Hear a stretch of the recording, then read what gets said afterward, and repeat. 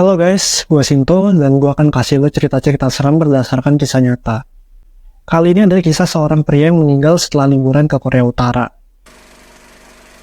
Ini adalah Otto Warmbier, pria kelahiran Amerika Serikat. Dia hidup sama seperti pada orang umumnya. Dia orang yang cukup pintar. Pada masa sekolahnya dia salah satu yang terbaik di kelasnya.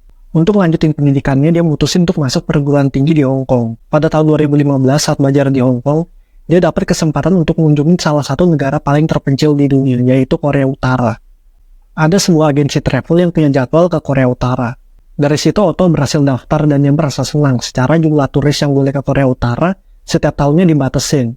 Otto penasaran dengan budaya negara tersebut dan orang-orang di sana. Jadi pada tanggal 29 Desember 2015, dia terbang dari Hong Kong ke Beijing, lalu ke Korea Utara. Dalam grup tur ini, Otto pergi bersama 10 warga Amerika lainnya. Mereka berencana untuk berada di Korea Utara selama 5 hari. Mengunjungi banyak tempat wisata, makan-makan, sampai tahun baru di sana. Nah, para rombongan turnya ini nginep di sebuah hotel yang namanya Yanggakdo Hotel. Yang uniknya dari hotel ini, lantai 5-nya itu beda dari lantai lainnya. Hanya khusus staff. Di malam tahun baru itu, pas jam 2 malam, Otto ngelakuin tantangan yang disebut tantangan lantai 5. Tantangan ini udah banyak dicoba sama para turis yang nginep di hotel itu sebelumnya. Kalau ada yang ketahuan di lantai 5, paling mereka cuma pura-pura kebingungan dan kayak nyasar aja gitu, terus disuruh pergi. Saat itu Otto sampai di lantai 5, yang dilihat cuma lorong kosong, yang gak ada penghuninya dan banyak poster propaganda yang nempel di tembok. Gak tahu apa yang ada di pikiran si Otto, dia ngambil salah satu poster propaganda itu untuk dijadiin souvenir. Lalu dia pergi dari sana, dan gak terjadi apa-apa. Atau lebih tepatnya belum. 2 Januari 2016, Otto dan rombongannya di Bandara Pyongyang mau pulang. Ada 2 tentara Korea Utara yang datang hampirin dan tepuk pundaknya Otto. Mereka cuma bilang ke rombongannya kalau Otto harus dibawa pergi. Gak ada yang coba nahan atau nanya apapun di sana. Mereka cuma pasrah aja ngebiarin dan dalam pikiran mereka cuma mungkin mau diperiksa doang. Mereka nggak tahu kalau itu akan jadi terakhir kalinya mereka melihat si Otto.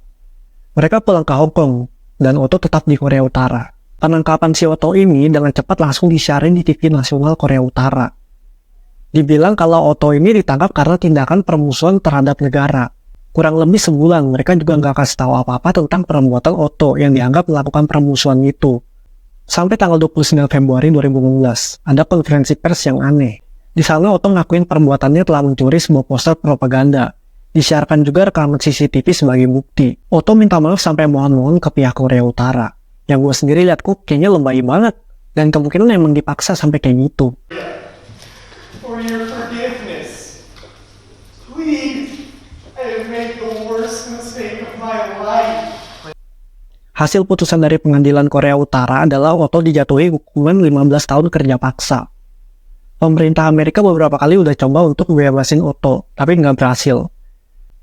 Udah 1,5 tahun Otto berada di Korea Utara. Sampai akhirnya pemerintahan Amerika yang baru coba negosiasi lagi.